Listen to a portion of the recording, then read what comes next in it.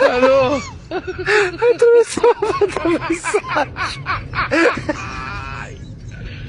Hola, Carlos.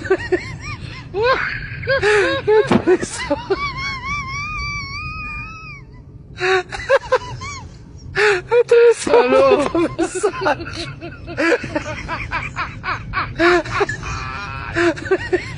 Hola, Carlos.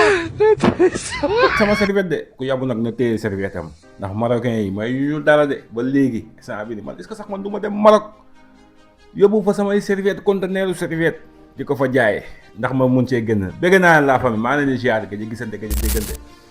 Sénégal gagné na Coupe d'Afrique pour une deuxième fois gaa ay ngi kontaan di bëgg di xappi mais est-ce que affaire bi coupe bi la rek wala am na yeneen enseignement yu ci am. ñëwuñu coupe kase dañoo jàngal àdduna on a montré de la dignité ci kanamu àdduna yëpp sénégalais yi wane ne ñu jom fit fu la fayda tey enseignement yooyu noonu laa bëggoon waxtaan ak yéen ñu ànd seetaanandoo déroulement bi ak yan enseignement lañ ci jëlee de passage nag maa ngi lay ñaan nga abonné ci chaîne bi parce que maa yaa ko fa am tamit mooy loolu monde bi yox la jëli ko de daaw rek amul naa de aja bu leen ragal loolu yow luy loolu.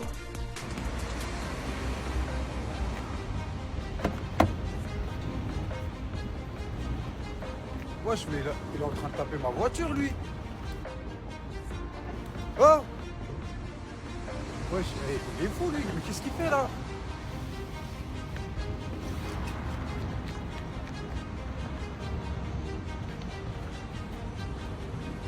Je m'as toujours m'en servir. affaire serviette yi neex na trop affaire de serviette yi dafa reetaanlu mais final bi jëlee wuñ ci enseignement yooyu noonu rek man premier enseignement bi mu ci jëlee mooy que ne nit ki da nga war a digne sa àdduna tu dois être digne et fort bañ ku la sëkkatal bañ ku la xoqatal ndaxte quand tu vas au resto si le respect n'est pas servi il faut quitter la table si la justice n'est pas servi il faut quitter la table si vous allez au resto si on vous sert de l'injustice de l'hypocrisie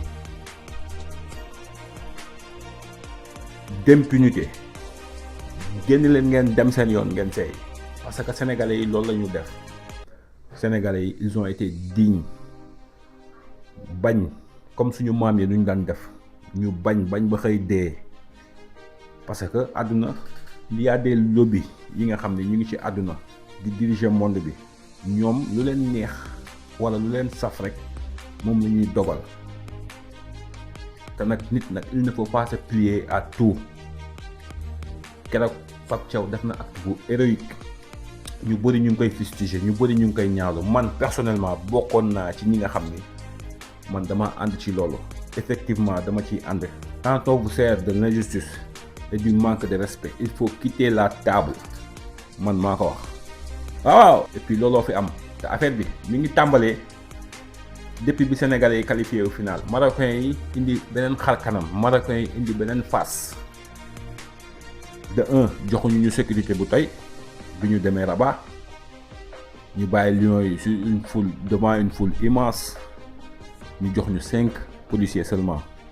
Deuxièmement bi ñu demee Rabat joxuñu ñu hôtel bu baax joxuñu ñu terrain d'entraînement ñu xam ni ñun ñii ñu ko sekkal dañoo commencé indi tànk bukki fédération bi génn def benn communiqué Pape Thiaw génn def conférence de presse ñu yaakaar ne fa lay yem ñu ñëw ba ci match bi arbitre bi bëgg a ñëw indi yëfu dem shit léegi nag ñu dem foofu match bi di daw Sénégal di football Maroc di football comme une finale normale ñu dem ba 94e minute lii am fa. Achraf Hakimi voit Abdoulaye Seck arriver face à lui. Observez attentivement les appuis du joueur marocain. Contrairement à ce que l'on pourrait penser, c'est Hakimi qui va chercher l'impact. À cet instant précis, Hakimi initie volontairement le contact physique pour tester la solidité du défenseur sénégalais. Dès le moment où les deux joueurs se touchent, on entre clairement dans un duel pour le ballon. Abdoulaye Seck utilise effectivement ses bras, mais il faut se rappeler d'une chose essentielle.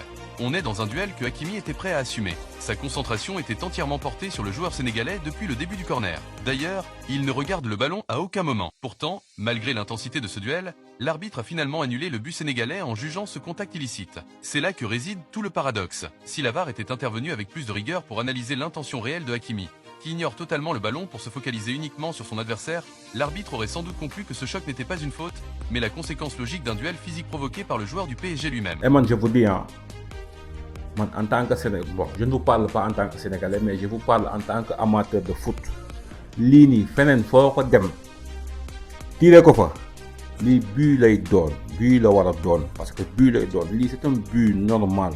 Achraf Hakimi, moom moo demoon pour bloquer waa ji ëpp ko kattan. Seck xam nga Mar Yacine may sa biig la xaw ma kenn xamul lu ko doon Seck sa lax ko mbëkk bal bi Ismaïla Sarr jotale ko ci biir camp yi foofa toj arbitre bi bañ but bi ne faute la. Premièrement Ismaïla Sarr dem di contester ne ko arbitre demal nga VAR nga xool ko mu jaune ko. Évidemment c'est le capitaine qui doit venir intervenir pour son équipe. Là on peut comprendre ñu dawalaat 2 minutes match bi mi ngi waaj a jeex ñu ngi ci arrêt de jeu yi fait bi am fa man perso du ma wax en tant que sénégalais mais en tant que amateur de foot si il y a penalty bien sûr arbitre bi Brahim Diaz ñëw acharné wu ci kaw arbitre bi.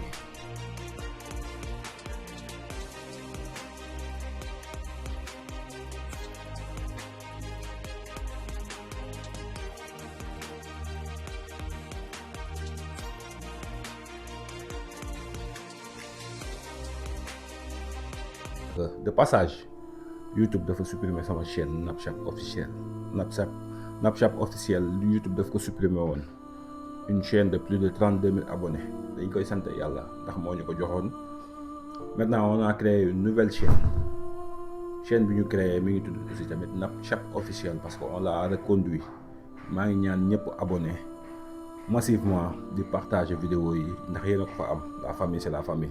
donc nit injustice baaxul injustice dafay lay sortirloo de tes gong injustice mooy maanaam da lay ça te fout les boules comme ni ko tubaab di waxee mais man Pape Sarr Pape Thiaw attitude am man je la comprends je comprends son attitude.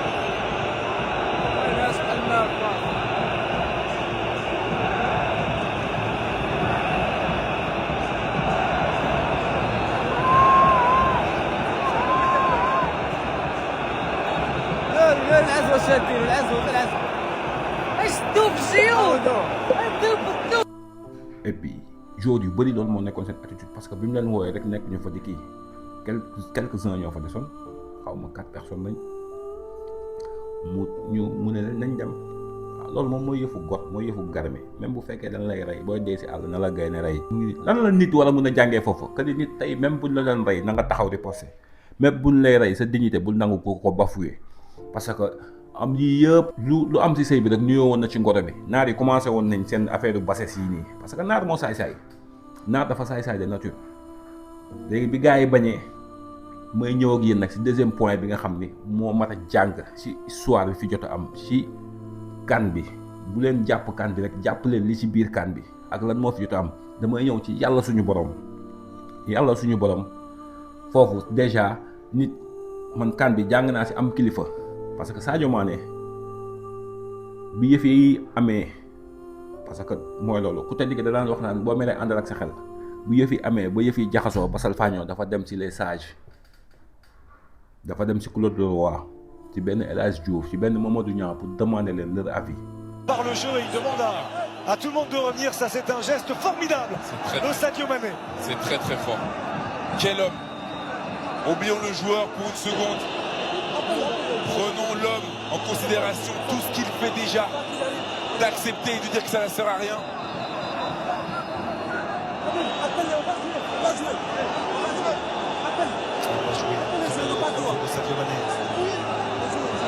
Il n'y a pas de problème.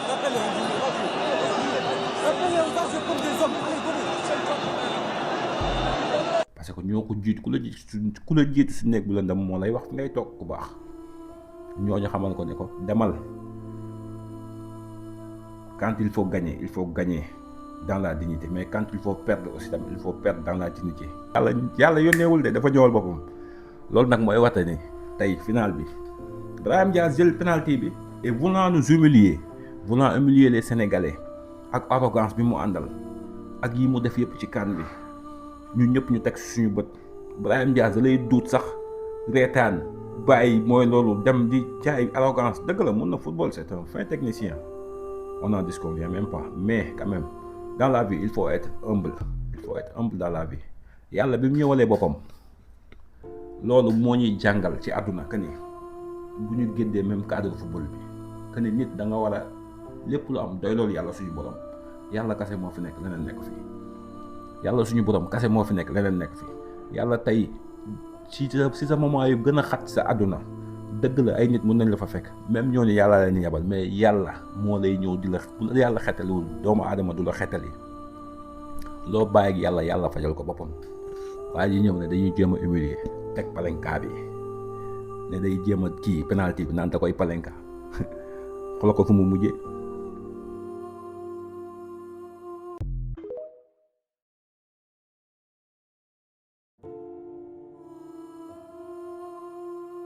fii la affaire yi mujjee gars yi di crier au scandale naan non Sénégal li mu def président FIFA génn di wax Gianni Infantino te ñëpp xam nañ la sa waay mooy loolu tu es un corrompu xam nañ lépp ñoo la ko gën a xam dañ ci toog dañ la mënul jot rek moo tax pour mën a rëq sa ndigg mais xam nañ ñu fa demee ndax gis nañ penalty bi sa waay sa comportement ak comportement beaucoup de gens influents ñu ñu doxalee mais àdduna ñun la àdduna àndaloon ndax image yi wane na ko ñun la àdduna àndaloon yàlla si boppam bëggul injustice moo tax nag mooy loolu yëf yi demee fa nii. wax naan supporters yi génn nañ jëpp et tout ça même li ñu def c'est pas défable mais il fallait que ñu def ko pour gars yi mën a xam aux yeux de tout le monde et devant toutes les gens devant toutes les personnes qui regardaient cette finale magnifique et incroyable ñu xam ni àdduna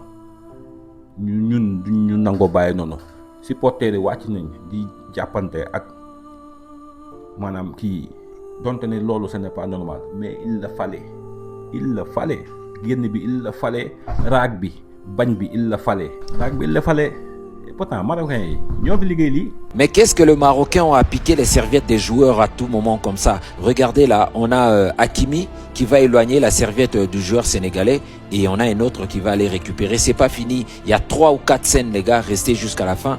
Et là, on a Saïbari, un autre joueur qui allait piquer la serviette de Mendy. Et regardez la petite bataille qu'il y aura ici. Regardez, bim, petite feinte. Et juste, heureusement que Mendy vient. Et Mendy va lui demander à la fin, mais qu'est-ce qui va pas, mon gars? Et c'est pas fini, regardez ce qui arrive. Là encore, la grosse bataille juste parce que Yvan protégeait la serviette de Mendy et les gars voulaient à tout prix la prendre. Et il y a le gars de sécurité qui vient, qui ne s'en mêle même pas pour protéger le gars. Et regardez ici les gars, 4 personnes pour prendre la serviette. Mais je sais pas regardez là. Je sais pas qu'est-ce que les Marocains ont à piquer les serviettes à tout moment. Je sais pas qu'est-ce qui se passe autour de leur tête. Les gars, expliquez-moi s'il vous plaît.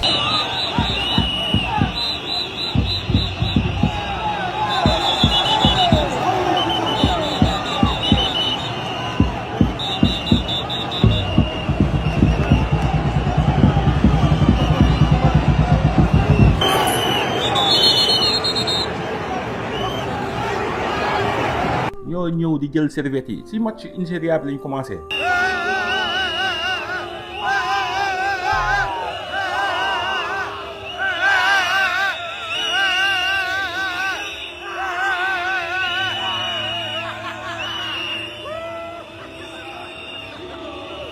Ensuite, un supporter marocain s'est approché pour lui voler sa serviette.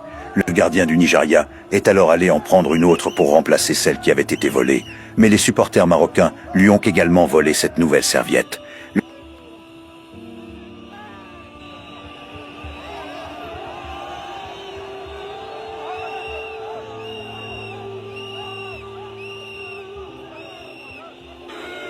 yi jël serviette pour lan, pour quelle raison, kan moo leen ko permettre, ñoom ñooy ñan ba war a mun a ñëw fekk serviette gardien bi ñëw na dañ koy jël par force. ñoom gëmuñu yàlla bi ñuy woote gëmuñu ko, ñu ñëw tollanti ko. Mais li si Nigéria, li si Sénégal, li si Nigéria de fii day daw rek ba gaa yi takkal la sim bi nga xam ne lépp dëgg la. ku sa mbaax toj lay dee pepp, ragal yab yàlla la. Seen serviette yi ñuy jël ay ñoom Achraf Hakimi, ay ñoom Saibari, ay joueurs yi nga xam ne de classe mondiale ngay nekk di def yëfu ñàkk fayda yi, seen ramasseur de balles yi, seen stagiaires yi ñëpp bugg si dugg. Yéen Yehvan Diouf moom moo baax rek. Yehvan dafa mel ni amu fi bàjjan de. Bu fekkoon gaa yi juddoo fii ci gëbla bi koo ci laal bu daqaaree sa day àbb day yónnee daqaar si waañ bi rek teg ko si sa nday rek ngeen dem mu jeex tàkk. waaw kon donc final bi man lii laa ci retenir comme li nga xam ni leçon la, c'est une leçon de vie. Il ne faut pas juste retenir la finale et la coupe. dëgg la Sénégal am na une deuxième étoile mu neex ci xol yi, gars yi bëgg ñëpp kontaan, les Sénégalais étaient en transe. Mais il faut retenir, quand on vous sert de l'injustice, quand on vous sert du manque de respect, il faut quitter la table, il faut dégager. maa lañ ko wax, dégager leen aja, bu leen nangu loolu. beneen bi mooy yàlla rek moo fi nekk. alhamdulilah ala kulli xaal, yàlla kase moo fi nekk. lu dul yàlla neen la. bu leen ragal dara seen àdduna, seen lépp jël leen ko ngeen wekk ko suñu borom ngeen xool. yàlla mooy doxal lépp. yàlla nag yónneem bu na métti de, ndaxte toog nañ lu yàgg depuis jamono yi ñoom El Hadj Diouf di daw ci équipe bu mel noonu mosuñu ko am. foogoon nañ ñu dootu fi amati, et pourtant ñoom Sadio Mané ñëw nañ. on l'a fait en 2022 et on l'a refait en 2026. lii la yàlla dogal. kon donc sama gars yi ma leen di ñaan ngeen abonné massivement ci chaîne bi. di leen fàttali sama chaîne YouTube bi de base Napchap officiel bi mooy njëkkoon créé dañ ko supprimer à plus de 32 000 abonnés. dañ koy sant yàlla nag bu baax a baax ndax moo ñu ko joxoon, mun nañ ko amaat wala ñu am lu ko ëpp. yàlla kese moo fi nekk, amul leneen. ba tax na on a créé cette nouvelle chaîne Napchap l'officiel. ma leen di ñaan ngeen abonné, yéen a ko fa am. di waajal nag États-Unis yox la jëli ko, amul ragal de, day daw rek, ñoo ko fa am final bi. yéen français yi génn di mbolli rek di toccomi ko, ñu ngi seen kaw de, ñu ngi ñëw nag, xaar leen ñu yéen ñëpp. ay amul ay Brésil, ay Allemagne, amul ay dara, ay Espagne, ay ñoom Lamine Yamal, ay ñoom Lamine di nga yam rek le nel tàcc booy. De passage mooy féliciter tous les Sénégalais, encore une fois mooy féliciter les joueurs. Vous avez été à la hauteur. yéen ay gaynde ngeen, ay vrai gaynde ngeen. di féliciter 12e gaynde bi, di ñaanal li ñu fa jàpp. bu fekkee bàyyeeguñ leen dañ leen bàyyi ñu dem nekkaat ci seen njaboot, delluwaat ci seen occupation. bu jeexee jeex na, amul leneen. jaa ngeen jëf.